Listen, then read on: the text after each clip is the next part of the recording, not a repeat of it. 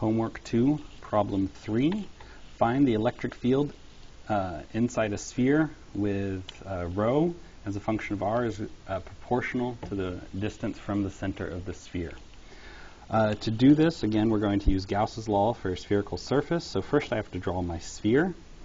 And so a little circle there. And then I have to somehow represent that it's not, the rho is not very concentrated in the center. It gets more concentrated as we go further and further out. The Gaussian surface that I'm going to choose is going to be a sphere of radius little r. Gauss's law, the integral form of Gauss's law, states that the flux of the electric field through such a surface is equal to the volume integral of the density. For our surface, obviously the n hat for our surface is just going to be the radial vector, and for reasons of symmetry, the electric field is going to be point only in the radial direction and will only depend upon the distance from the center. So we can make that substitution. And now we know that it's going to be a constant over the whole surface. So the left-hand side of this equation, can be written as the surface area, 4 pi r squared, and then n hat dot e, radial vector, the r hats are going to, the dot product of r hat dot r hat is just 1, so we're left over with the electric field. Oh, I keep forgetting the epsilon naught. Epsilon naught of the electric field as a function of r. And then we have to evaluate the left-hand side. The left-hand side is a little bit more complicated. We actually have to write out what this integral is.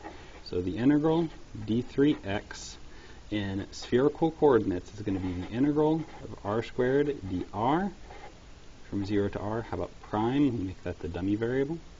The integral from 0 to pi of sine theta d theta, and the integral from 0 to 2 pi of d phi.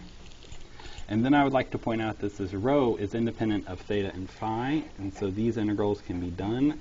And they just give 4 pi, which is, of course, the solid angle in a sphere. And so this can be written as 4 pi, the integral from 0 to little r of r prime dr prime. R prime squared dr prime. So plugging that in, I'm going to get 4 pi, integral from 0 to r, r prime squared dr prime times kr. So the integral of r cubed is 1 over 4th r to the 4th, which is going to be k pi little r to the 4th. Dividing both sides by 4 pi r squared epsilon naught, we find that the electric field on the inside of such a sphere is going to be equal to k r squared, not vector r yet, k r squared divided by 4 epsilon naught